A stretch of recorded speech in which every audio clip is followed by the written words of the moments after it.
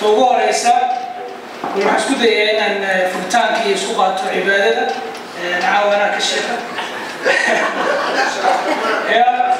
absolutely أعوذ بالله من الشيطان الرجيم بسم الله الرحمن الرحيم سبحانك اللهم يا عليم يا حكيم علمنا من علمك وعدنا من حكمتك وهيئ لنا من أمرنا رشدا أعوذ بالله من الشيطان الرجيم بسم الله الرحمن الرحيم الحمد لله رب العالمين الرحمن الرحيم مالك يوم الدين إياك نعبد وإياك نستعين اهدنا الصراط المستقيم صراط الذين أنعمت عليهم غير المغضوب عليهم ولا الضالين آمين.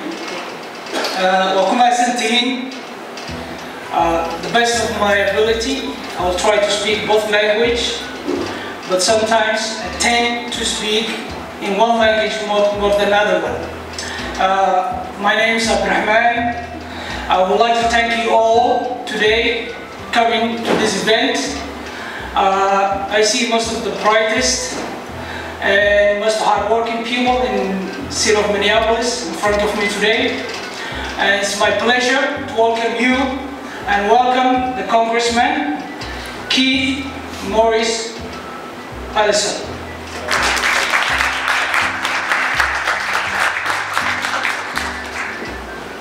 As all we know, I won't go that much further to the bio and the profile of the congressman, but the other day he came for breakfast here a couple of days ago, and he was in rush.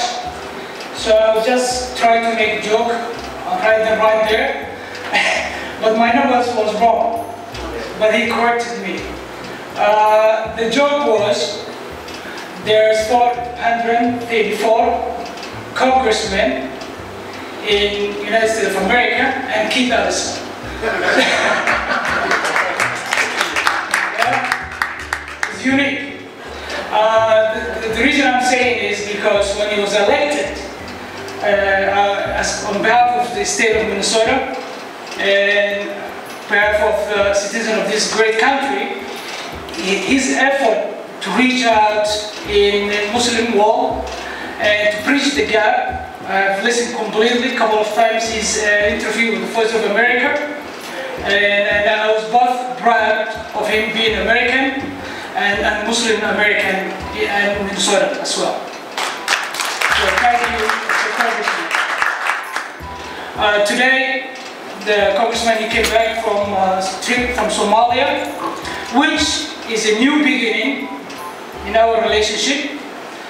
As far as we know, because last 20 years, Somalia, we have been in different categories. So hopefully, by the grace of God, we hope and pray that the next 20 years will be different. And I personally invite most of the non-Somalis back home in Somalia, Mogadishu, to have a trip with me. So I hope sometime next year we'll go back with most likely with the Congress, inshallah, to visit and open what he started for us, the relationship between Minneapolis and our beloved Mogadishu in Somalia. Today, I want to, on behalf of the Somali community of Minnesota, the Minnesotans and citizens of this city of Minneapolis, which we have been leading, all of us, for the last 10 to 20 years. We are, first and foremost, I would like to say, Congress, thank you for being with us today. And we are willing to listen to you and take your advice. I believe you have a lot of advice for us. I have some. Yeah, you do. And roadmap. Yes, sir. And we will, definitely, we will. I don't want to take much of your time. Now, a couple of things, and I would like to thank and mention Usman and my sister Farhia, who have this initiative for us to meet today. And I just want to say thank you on behalf of the community.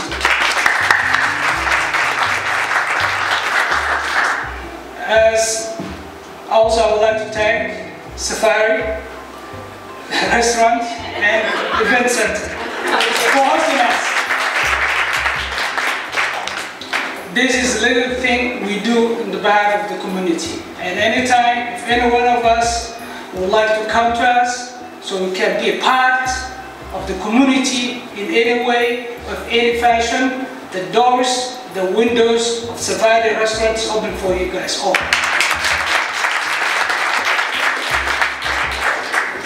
And now, I would like to welcome Usman, say a few words, and our program is get going. Thank you all.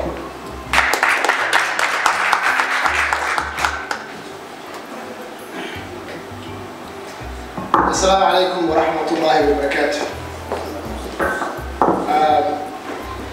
First, I want to just apologize for the time today. It was more than we planned because of the traffic. So I want to say sorry about that. We apologize. Also, I want to thank you for all coming, and I want to thank for Congressman being here. I have worked with the Congressman. His campaign last election was a pleasure for me, and I want to thank you for here organizing this with me and hosting here as a very. I just want to say quick things about what the purpose of this meeting is. After many years, as we know, Congressman was the first elected official to visit in Somalia, and this is not the only event or the only gathering he had since he came back. So there were many. I think if I'm not wrong, 3 of them already happened, and this is the fourth one. So he's engaging. His and his office are engaging in the community in many different ways, and we want to be part of that. And the reason is that we want to recognize the new relationship between Somali Americans and Somalia.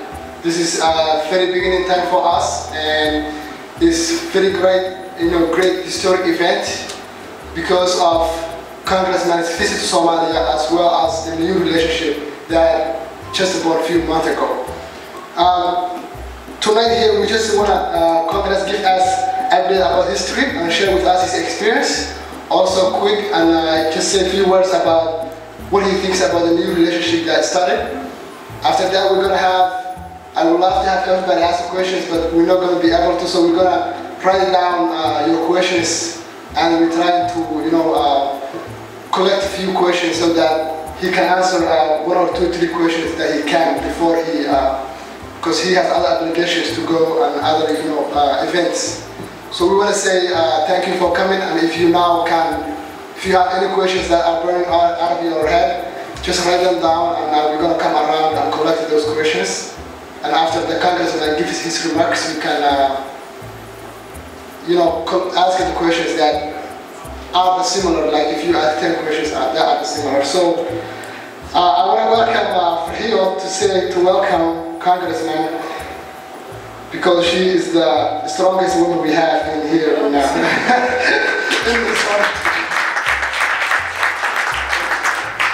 Thank you all, Congressman Keith Ellison, all of you who will be here tonight. Thank you, Usman. Wonderful job co-organizing with me, and daily we did this meetings to talk about how we're going to do tonight. It's a short notice. I would like to thank Safari team, all of you, always stepping up for the Somali community and opening doors, town halls and things like this for concerning the Somali community. I want to thank many of you who's here tonight, and I don't want to forget a couple of people who I really think has part of, not this night, but have a lot to do with this trip to Somalia. American Refugee Committee and Somali Action Alliance. I would like to thank them for their work. So I don't want to say too much, but as a Somali American and the founder of Voice of East African Women, as I'm always navigating the community to talk about empowering East African women and how can we work as a community.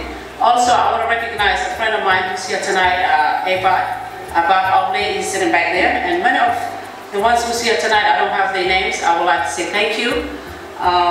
This is just the beginning. We want to also think about how can we build and bridge to Somalia? How can we work together? How can we have the sistership from Minnesota to Somalia? The leadership is already taken. Our congressman, our own congressman in the state of Minnesota, he took the leadership of the U.S. government, went to Somalia, and now as a Somali Americans, we have to be proud of that.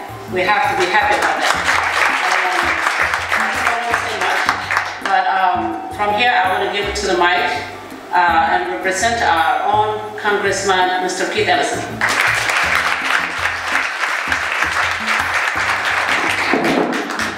Assalamu alaikum warahmatullahi wabarakatuh.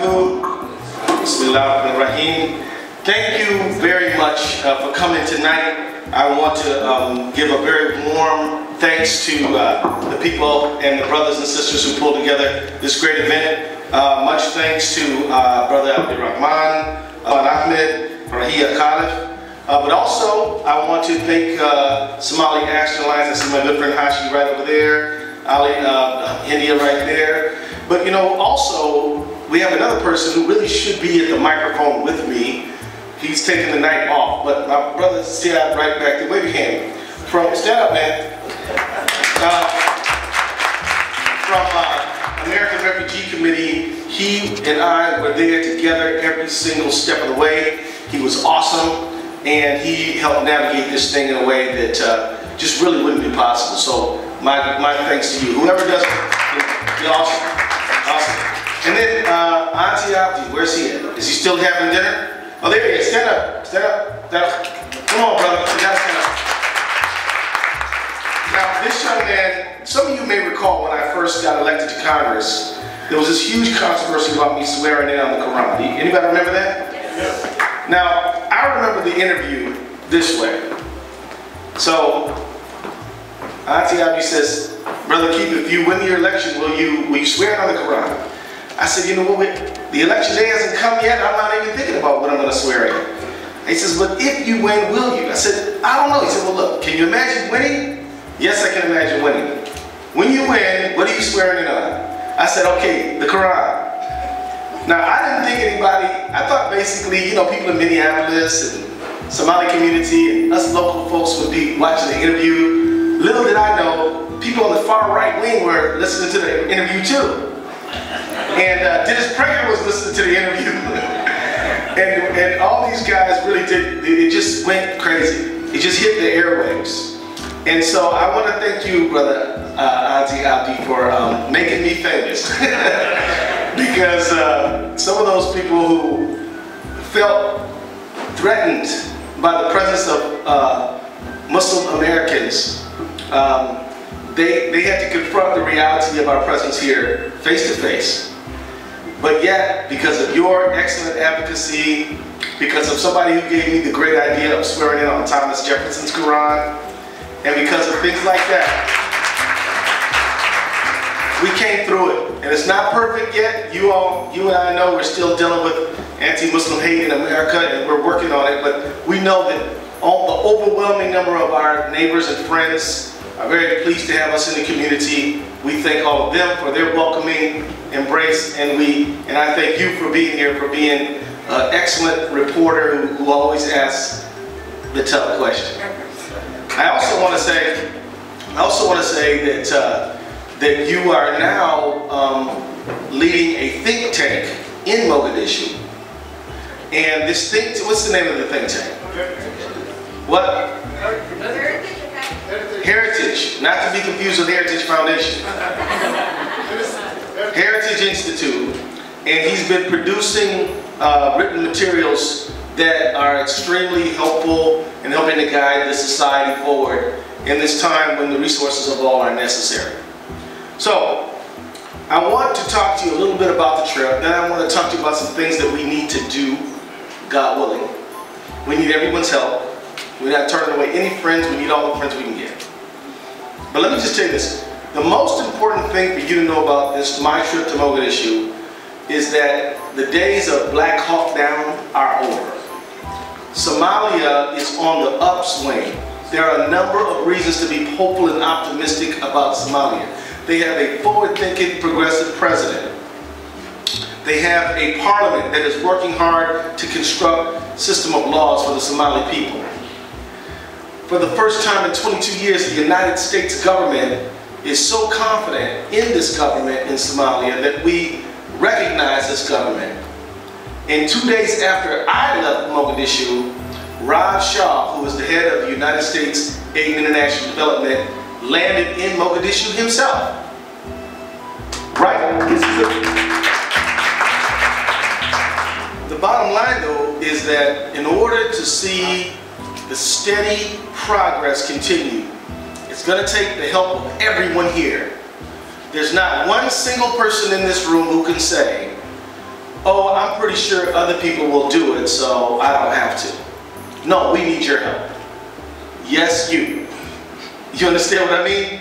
Every single individual needs to take personal responsibility for the continued progress of Somalia and the continued strengthening of the United States-Somali relationship.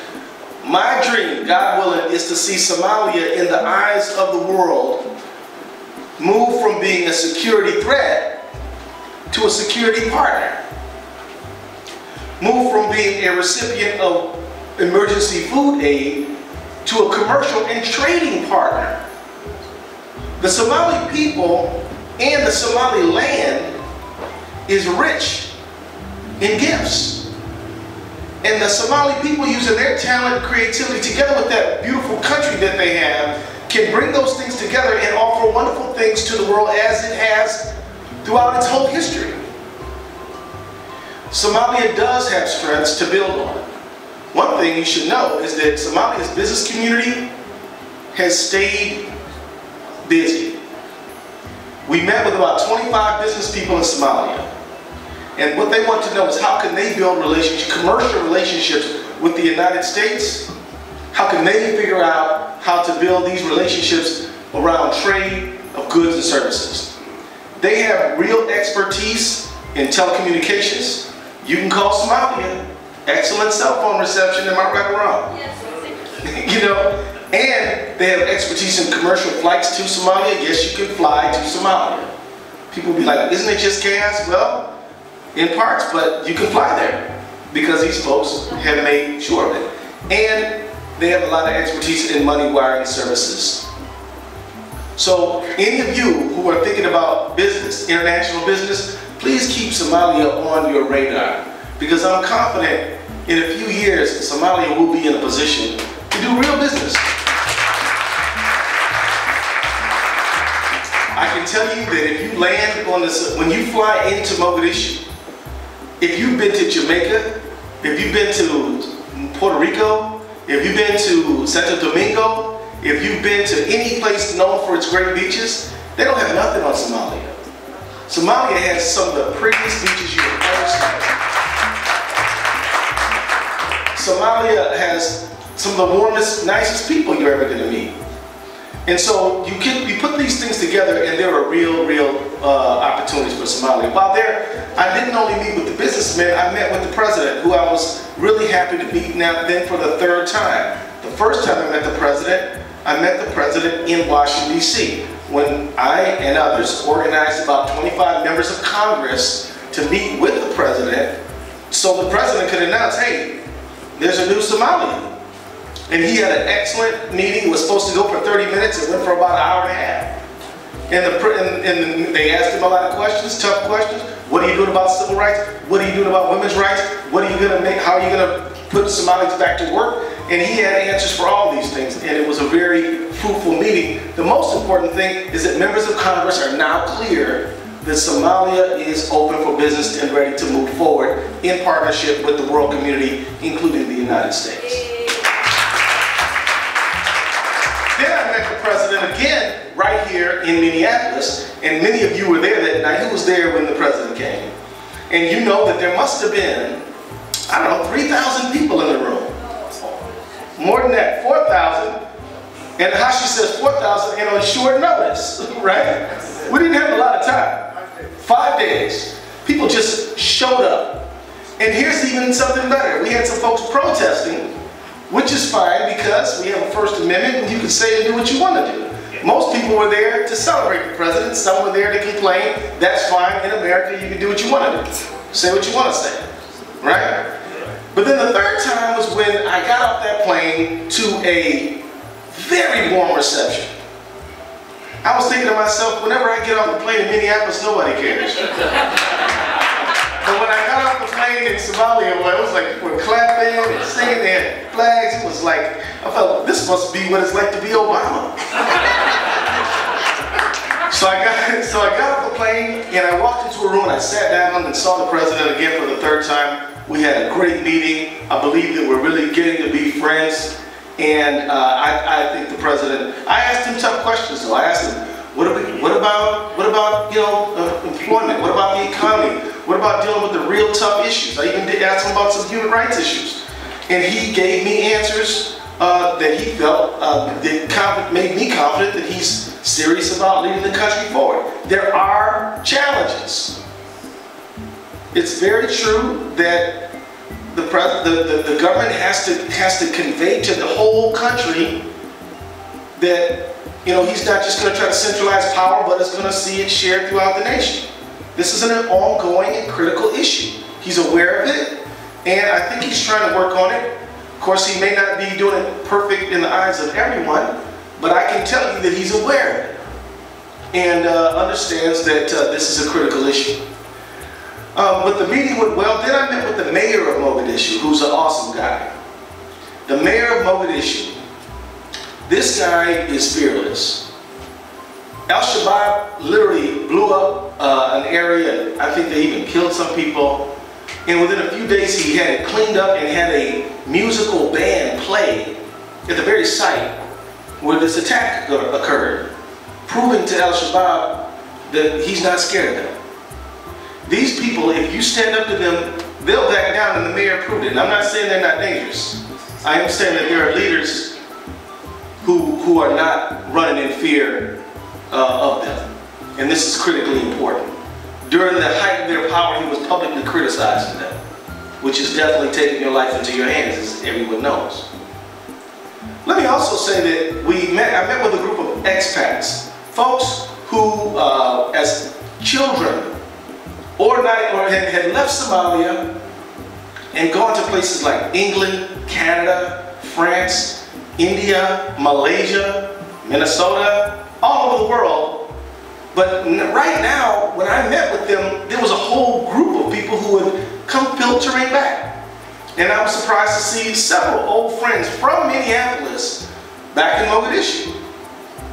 That's a sign of renewed confidence.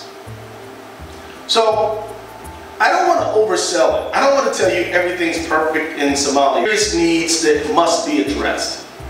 But there's a good reason for hope. And so, I'd like you to continue to think about where you fit in and what you could do. On the trip, I also, see, I noticed we also went to East Lee. And some of you know East Lee. Am I right about that? Yes. So we went to East Lee and we checked in on a friend, Yusuf Hassan, who had been attacked, and he was severely injured, but he was hopeful and optimistic and on the mend. And so that was important. Say again? He won the election. So that's worth an applause.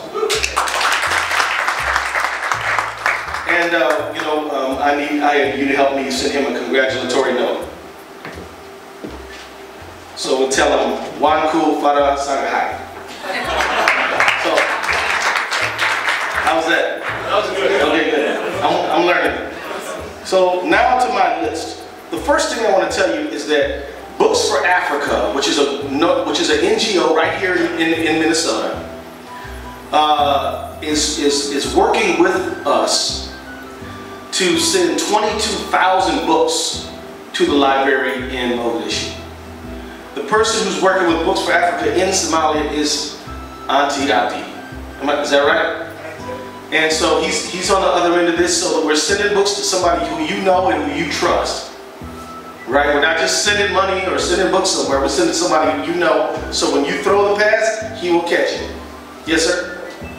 That's me who sending the books. Okay, sir. Sorry to take your credit away. I'm just saying that he's in Somalia. Well, you should be next Okay. Well, thank you very much. And again, everybody's doing great things, and I don't want to suggest otherwise.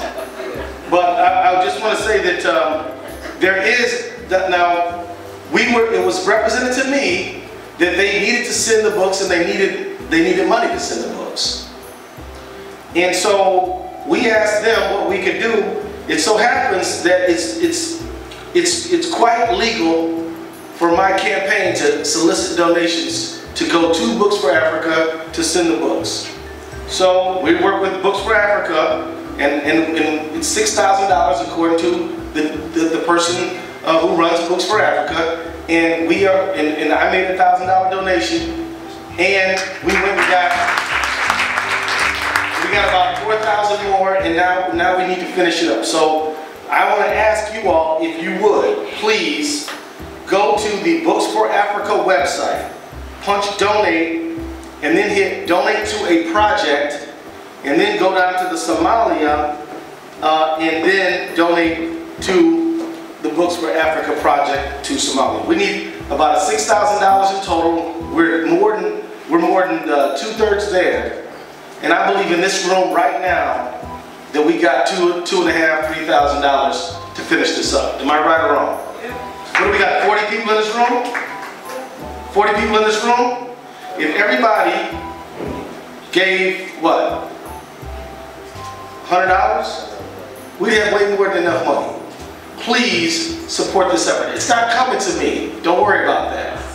It's going to Books for Africa. I'm directing you to the website. And it's legal for me to tell you to do this, or ask you to do this. And so so I really do hope you do it, because think about it.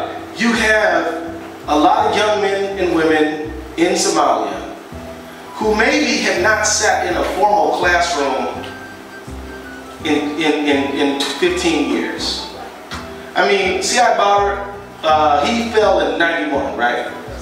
So let's just say you were born in 1988. That would make you 25 years old. It's possible that you maybe never sat in a formal classroom your whole life. So where is that person going to get access to a computer? Where is that person going to learn how to get access to books that can expand their knowledge base and their understanding? It's going to be the library. I'm telling you right now, my father's father, my grandfather, was born in Georgia in 1896. They didn't allow black people from rural Georgia born in 1896 to get formal education. He didn't get to go to school to learn how to read. They made him go work in that farm. You know where he learned how to read? In the library. I'm telling you, libraries are dear to me. I hope they're dear to you. Donate to this project so we can get this thing done. Is that right, brother? Yeah. Now, there's a list of other things I want to tell you. We've already clicked off a few of those things. It's true, we had about 4 meetings so far. This is the 5th one. We got more coming up. We got 2 meetings in Washington coming up, and we're trying to organize a 3rd. There are different think tanks in Washington, because we got to get these folks in DC to start thinking about how they're going to figure out how to help Somalia. Because quite frankly, the buzz, you know what I mean by the buzz? The talk around Somalia is still kind of negative, because these people don't know what's going on. They're not up on the latest. So what we've got to do is start talking up the progress that Somalia has made, so that these folks will start looking at Somalia in a new light. You understand what I'm saying?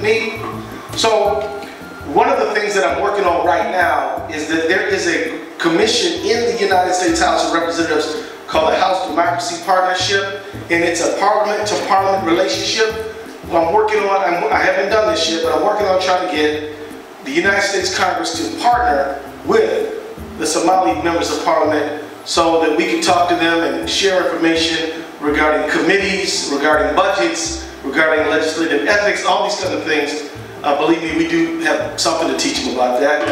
But my point is that we're trying to build this partnership. I talked about the Books for Africa thing. I sent out letters to everybody who works on Homeland Security, Foreign Affairs in the House and in the Senate, not just the chairperson, but the ranking members, a letter to tell them all about the trip and to schedule meetings. So I've had a number of individual meetings with the people on the Foreign Ops Approach. That's a committee that sends out the money I've talked with people in foreign affairs. I've briefed everybody in Congress through a letter with everything that we did on the trip, and have had individual conversations with them. We did that several weeks ago. Right now, I sent another letter to a man named Jack Lew. Now you might say, who's that guy? He is the Secretary of Treasury of the United States. This is the entity most responsible for regulating our banking system and facilitating remittance transfers from the United States to Somalia. And I wrote to him about the trip, talked to him about how the Somali Parliament is considering a banking bill and how that is going to add accountability and transparency, which should be able to help facilitate wire transfers. Because I think at the end of the day, we can yell, we can shout, and we can beat up on these guys here in the U.S., but what they're ultimately going to say is we've got to know who it is on the receiving end of the transaction, and that's why standing up a Somali banking system is so important. If you have influence, urge them to take that bill up as soon as they can, so that they can continue the remittance that they receive from the United States and the rest of the world. So that's an important thing. We already reached out to the U.S. Chamber of Commerce about reaching out to the Somali Chamber of Commerce. So that has yet to be formalized yet, but the conversations have already begun. Now, one thing that I need your help on, it's really critical, is we need to set up a sister city relationship between Minneapolis, Hennepin County, and Mogadishu. This is something the mayor wants to do. This is something I talked to Archie Ryback about. I talked to the Hennepin County commissioners about, and I believe there's already been some formal discussions going on. Is that right, Archie? So, and this is something we need everybody to be involved in. Minneapolis and Hennepin County are already in sister city relationships with Eldoret in Kenya, with Najaf in Iraq, and other cities around the globe. We actually sent a fire engine, and no, I think we sent 2 fire engines to Eldoret. So now the people of Eldoret, Kenya, if a fire breaks out, they can do something other than watch it burn. We actually sent some firefighters to help train them on the equipment. Now, if they can do that for Eldoret, what can't we do for Mogadishu? You understand what I'm saying? Let's think about building. Now, let me tell you, sister city relationships are not really carried by the city or the county. They're carried by the citizens in the city who care about the relationship. You understand what I mean? So that's you. You know what I mean? We need you guys to come together and to talk about how we're going to make this work. I think one of the first things we can do is invite the mayor to come give a major presentation right here in Minneapolis. We can assess what their needs are. We can work on the library project. We can do a lot of things, but we've got to have an organized group of people. We've got to have an organized group of people who really care, and who, whether it's rain or shine, or winter or summer, or whatever, are going to maintain this relationship. If you don't have to be of Somali heritage to be part of this, right?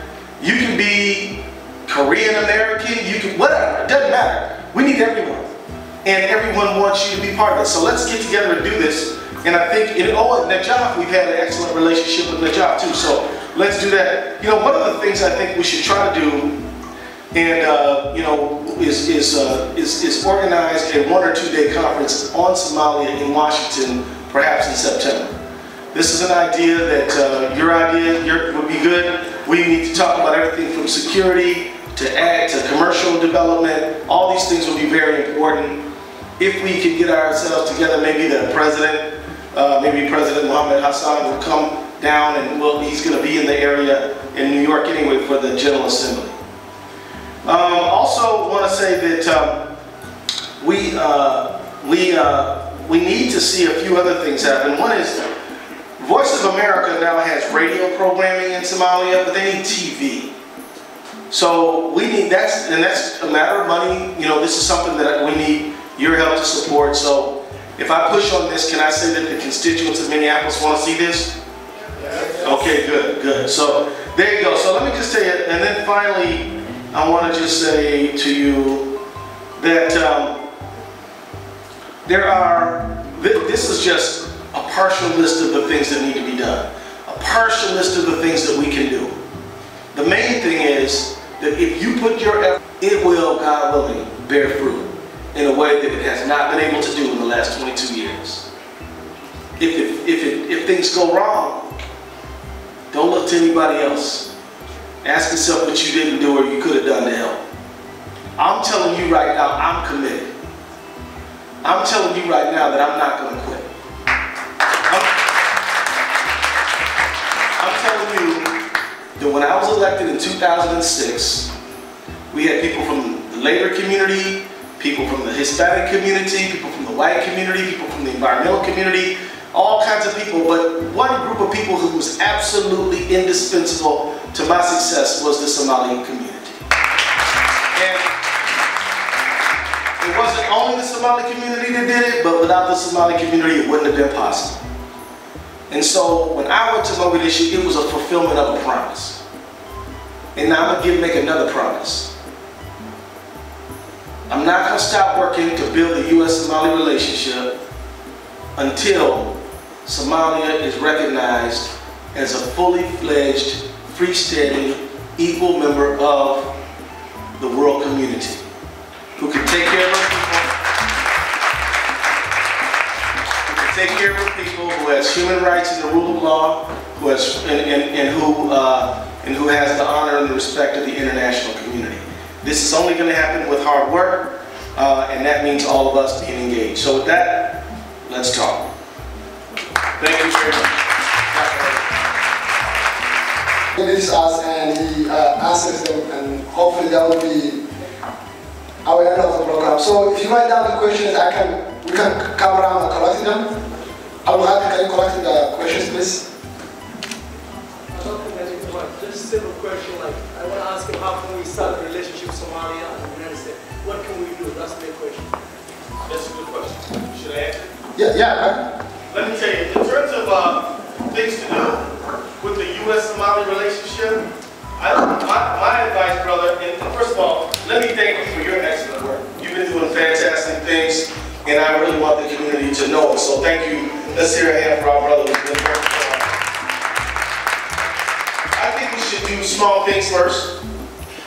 You know, if you want to get something done, do something tangible you can point to, something measurable that makes sense to do. I personally hope that us here today will embrace this library project. I mean, it's so important for a country that is trying to develop its human potential to get books to people. If you bring the books, they'll read them. Am I right about that? Yes. But you got to get some books there, and they got some, but they need a whole lot more. The other thing I think that Somali Americans are uniquely suited to do, and I hope I don't get myself in trouble by saying this, but I'm going to say it anyway, is continue to tell relatives here and there to be patient. I don't mean patience like sit around and hope for the best. But you know, that kind of patience where you get up every morning and work on it, knowing that, inshallah, success is going to come. You know what I'm talking about? That kind of get up every day patience. The kind of patience it took to build Safari. You didn't just hope, wish for it, and appear. You had to save money. You had to go to people to help them. You had to go get the stuff. You had to plan it out. And some days there were success, and some days there were setbacks. But you kept at it, so now we're in this beautiful hall, right? That's the kind of patience that I'm talking about. Because some people are gonna, you know how we're human beings, right? So you know what happens to us? Well, this isn't what I wanted. I'm mad, I quit. This is how we can be, right? Am I the only one like that? We're all like that a little bit, right? So urge patience and then remind people, no matter what dispute you have with the president or the parliament or anybody in Somalia, the situation of law and order and rule of law and elections is way better than the last 22 years. Right? So that's the thing, urging patience. patience, get the library together, and then I think it's very important to tell a story. So for example, if you're in a meeting with, my good friend Betty McCullough in St. Paul, I took a long time to explain my trip to her. She and I were talking about going back together maybe, and God willing, we haven't worked it out yet. But every time you talk to Amy Klobuchar or Al Franken, you ought to be like, you should go to Mogadishu. You're right? You should ask them to go. You should say, okay, well, you can't go, but did you know that we have a president, we have a parliament? Did you know that you should talk it up? Because, brother, the one thing in Washington everybody's worried about is the budget and unemployment. Not yelling about it, just talking about it. So you asked me a great question. What can we do? Let's do something about this library. Let's do something about this sister city relationship. If you expect me to come organize a sister city relationship, it will never get done. I can't do it.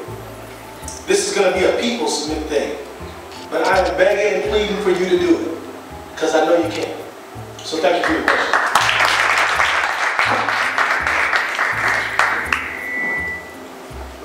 Now we have a few minutes, so one or two questions we can answer. Since a lot of people didn't have questions, I can have somebody raise their hand. It was from, I think, from this side, from here. So you can ask. Thank you, Congressman, for your passion for Somalia. Yes, sir. It's people and their country. Now my question is, since U.S. government, Obama made our president, I know the U.S. government helps a lot of countries with money and know-how, right? So I don't know if there are anything that they want to do for the government, help out. They need money to succeed, Yeah, the United States government pays Amazon salaries, you know that, right? Yeah. So, if there's one thing that has helped Somalia so far, it is that Amazon and Somali soldiers together have chased Al-Shabaab away. I think that's a pretty big deal. That's my opinion. Also, huge amounts of food aid the United States has sent to Somalia. At the height of the crisis, the United States sent, about $40 million it has sent. And as a matter of fact, when Raj Shah just was there, he announced another more support. But we've got to move. But here's the thing the United States needs to do for Somalia. Move from dependency to independence, right? Not abruptly, but gradually. Move from food aid to a commercial partner. Move from, and let me tell you this, these Amazon troops, look, the Somali people are grateful to the Amazon troops, but I think I'm right. You guys tell me if I'm right or wrong. You guys look forward to them going home and Somalis defending Somalia, right? If I'm right about that, clap your hands. So the Somali people are like, look, we defend our own country, right? You don't see Canadians and Mexicans defending America. Americans defend America. Yes. And Somalis can defend Somalia. And they took a little bit of a step toward that because for years Somalia was under an arms embargo. But now that, and the reason we got the arms embargo is because weapons were pouring in from everywhere. And it was like, wait a minute, we don't want to do that. Now here's the thing. For so many years, the only people who didn't have weapons was the Somali government. The Al-Shabaab had them, right? So in the UN, we recently had a partial lifting of that arms embargo, and that opens the door for the U.S. and Somalia to have a real security relationship. So now, everybody in here needs to argue for the U.S.-Somali relationship. Don't come to an American congressman talking only about Somalia. Talk to him about how America's relationship with Somalia is mutually beneficial, right?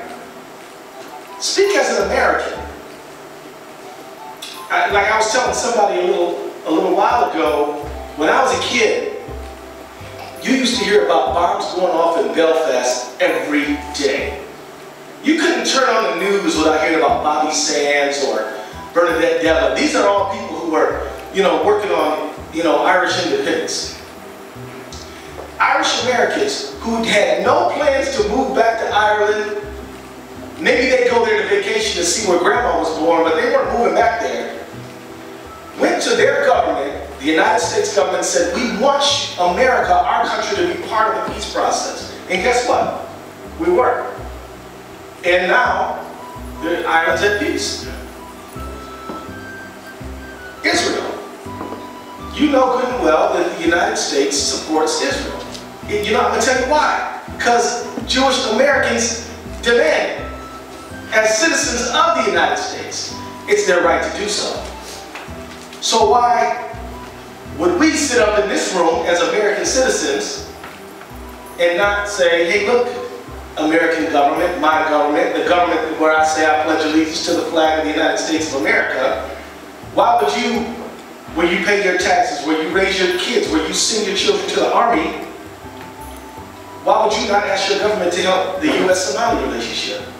Am I making any sense to anybody?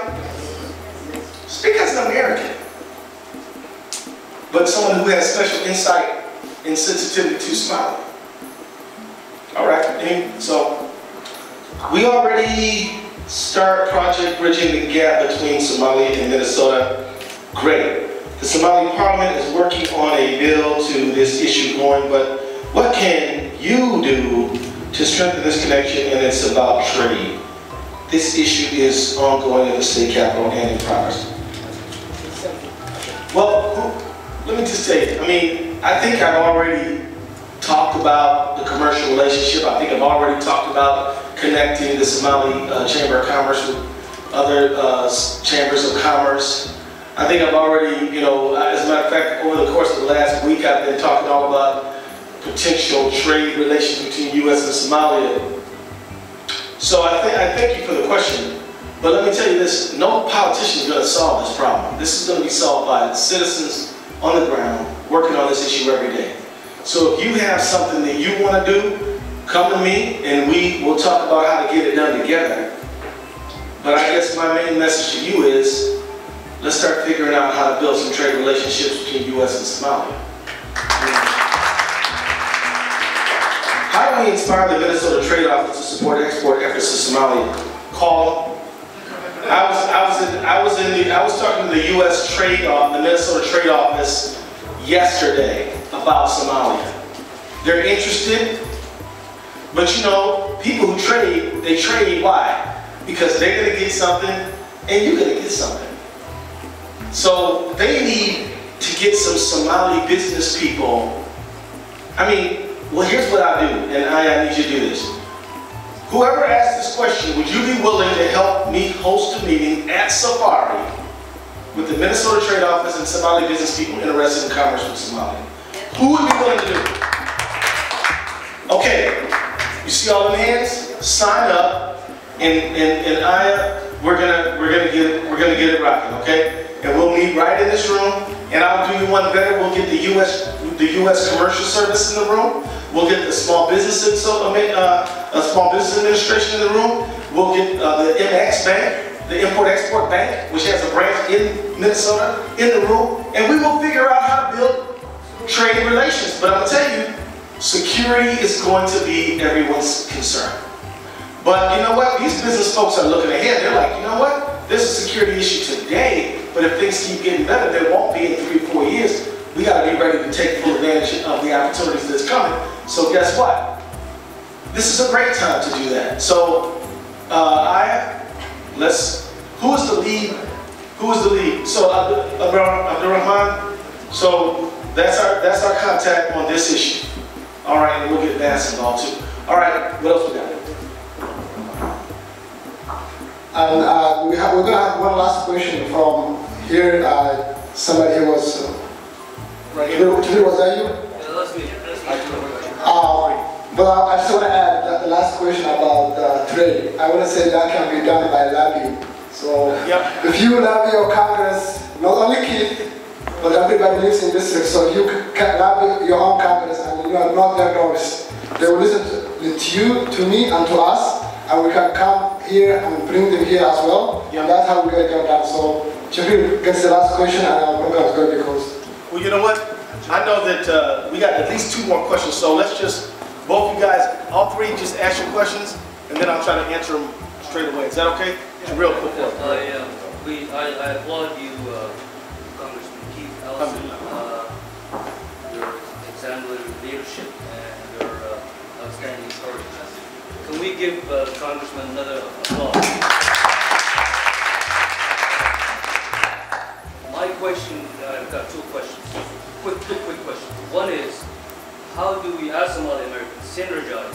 I have ideas, someone else has ideas, someone else has books for Africa, someone has canvas for Africa. How can we put these pools of good ideas together to synergize and then focus in one channel?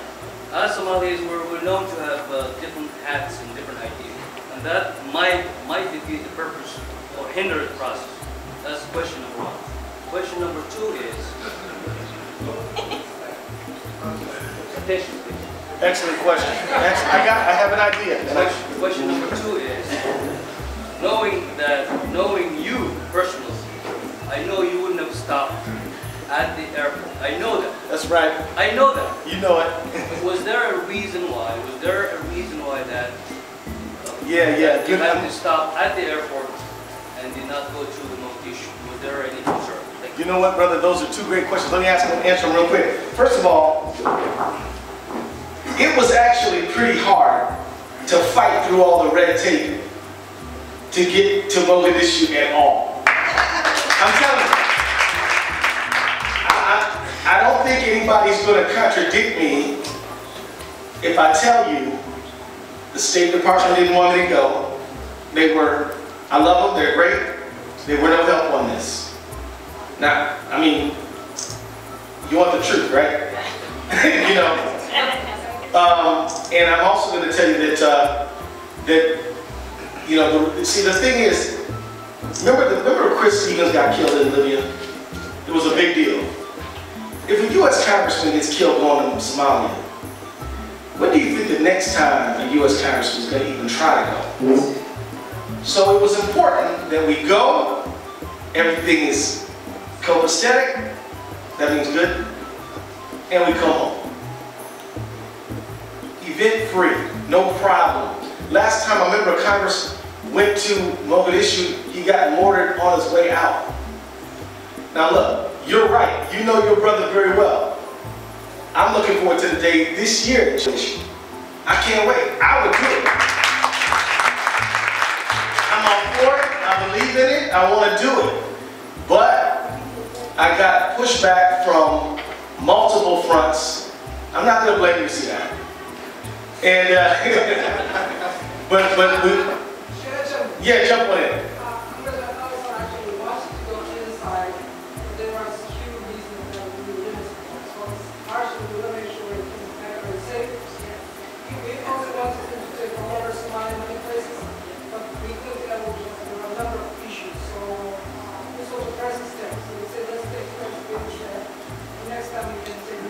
That's right. So I was confronted with the choice. I was confronted with the choice. Because when they first said you can go, but you can only go to the airport, I was like, well, I don't even want to go there, forget about it. But then I said, no. We're going to take this one and build on it. You know what I mean? Sometimes half a loaf of bread is what you can get the next loaf on down the line. So you asked me another question, which is about how do we synergize the Somali American community? I think that, and this is another thing I can't do, and it's going to be up to you, I think there needs to be a Somali American Foundation. There was, like I said, there was an Irish American Foundation, there's a Pakistani American Foundation, a foundation where you go and you raise money, you put it in a pot, and you address humanitarian concerns of Somalians. On the board, you got to make absolutely certain that there's men and women. You got to make absolutely certain that there's people from Somaliland, Puntland, and the south portion. You got to make certain that there's Hawiya, Doro, and all the rest. You got to make certain. Now, I know how sensitive you guys are about that. I know you don't even like outsiders to even say anything about it. I'm right now. You don't want us to even talk about it. But guess what? I know it's an issue. Sorry, cat's out of the bag. My point is, you gotta make certain. I don't know who's in what clan, but you know. So make certain that you got somebody from every group there, right? And do a Somali American Foundation, raise money among Somalis, and then contribute to key efforts like whatever you want. You know, I would hope that you would think about doing stuff that are rudimentary, like maybe supporting the think tank that Atiabi is doing, or supporting the library, or you all get around and figure out what the best projects to support. I don't know that. You know that. But just understand that Somalia's success depends on Somali American unity. Yes. Okay? So you can't, but like I said, it's got to be men and women. It's got to be people from all three regions. It's got to be everybody involved. Okay, I think we have two more. I want to read this to you. Okay. Okay. So, Lou Zant, Wellman Global Chief Marketing Officer, will donate $100 to the library books. Yay! Yay! Big hand. Lou, thank you very much, Lou. Lou, bless your heart, Lou. You've got a minute. Wound serum to doctors to help with healing, very important. Opening conversation in favor of trade. It's awesome. So look, yep, we got 1, 2. Good questions. Congressman, thanks for the evening. Thanks for going to Somalia. Yes, sir. I learned a lot tonight. The question I have, there's a tendency that people expect so many things about one person, which is the president, which is not going to happen. And you know, the Constitution that we joined here tonight took about 12 years to finish. You're right. I mean, can you say something about people to be patient about the Constitution? It's so important to be patient, but just not sit around and wait. But to work every day on something. See, like, no one can do everything, but everyone can do something. So if all you got is $5 to send to Books for Africa so you can get that Somali book shipment over there, then you're going to be blessed for that. But do it, you know? It's going to take a long time. I'm telling you, after 22 years of the situation we're in now, don't be surprised if it takes 22 years for Somalia to be a player on the world stage again. It might take that long. But it's not going to become a player on the world stage again unless these small steps are made between now and then, right? So, you know, how do you eat an elephant? Well, it's probably disgusting to eat an elephant, but if you were going to eat an elephant, how would you eat one? One bite at a time, right? Right? How do you walk a mile? You take one step at a time. So, different folks got different points of interest. Some people here are interested in medical stuff. They want to meet the medical needs of the Somali community in Somalia. Well, get going on your clinic. Some folks are interested in film and media. Get going on that. I mean, there's different ways to serve, but serve. Because, you know, I'm telling you, a strong, viable Somali would truly help the region out too, by the way. And here's the other thing. We know that all of us were hoping and praying, and our prayers were rewarded, that Kenya didn't explode in an explosion of violence the way it did a few years ago. Remember, everybody remembers that? We were so pleased that had an election, and for the most part, it went off okay. Well, look, Somalia might be able to be the best example of a functioning democracy because it is starting from scratch, kind of. You know what I'm saying? Think about that. Think about how you can leap ahead. Anyway, last question, brother. So you speak of state of Somalia being state independence. Yeah. To work towards independence, I think what are some incentives that the U.S. government will offer companies that are willing to invest into Somalia? Well, you know, there's a number of things, and I think that question, y'all might not have heard this question. It was a really good question. I spoke about seeing Somalia move from dependence to independence, what are some of the things that the U.S. government could do incentive-wise to promote foreign direct investment in Somalia and that really help Somalia get back up on its feet? There's a number of things, but let me tell you, I think the real issue is to bring them in the room and put the question to the agencies to do different things, right? And think broadly. You know, Somalia has tremendous potential in the ag sector, for example. You know, livestock is a real option, and of course, agriculture, fisheries. You know what? I'm gonna tell you. I just thought of this.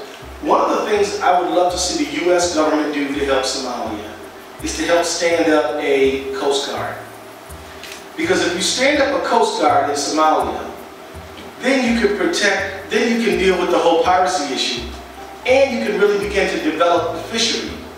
Because then, if some foreign country wants to come fish Somali waters, they're going to have to pay.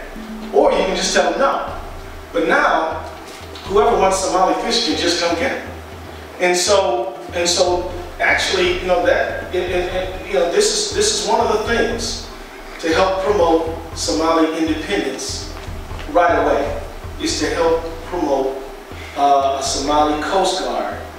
You know, I mean, it has a huge coast, so it's, you know, but I mean, all of Africa. Right, but you know what? It doesn't have to be. It doesn't, on the first day, it doesn't have to be the world's greatest Coast Guard. You just got to get out there, get some training, get some boats, get some equipment, get some folks out there protecting the coast. You do that, and then synergies tend to happen. You get young people wanting to join, you know.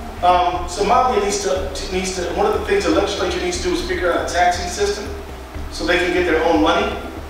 Also need to get the UN, and this is happening right now. This is one of the reasons people are encouraged, that the UN agencies are now starting to move from Nairobi into Mogadishu. It's happening slowly. There's still a lot of them that need to be moved over, but I'm telling you, the UN envoy to Somalia, he is officed in Somalia. Yeah. But a few years ago that wasn't happening. I mean, quite frankly, Kenya might have a recession if Somalia stands up because, you know, half the people in Nairobi work to stand up Somalia. I mean, Somalia is an industry in Kenya. And so, and by the way, the people crossing over the border into the Dao is slowing. And, you know, and I think, you know, we talk about Mogadishu, but also Kismayu has been liberated from the Al-Shabaab. So that's awesome because that was where they had that stronghold. And I just want to say finally another thing to help Somalia is to do some military aid. Now you know me, I'm a peacenik. I'm always against the war, and I am. But I'm telling you that there's got to be an exit strategy for Amazon. Amazon needs an exit. They need a way to out. Send them guys back home to Burundi and everywhere else they're from, and let those Somali kids protect their country. Now that alone would be, and doesn't it make you feel good to see those young Somali guys in their uniforms, proud, and girls, thank you India, proud to be, you know, standing up for their nation? I mean, it's awesome. You know, it actually made me feel, I felt it right here when I saw it.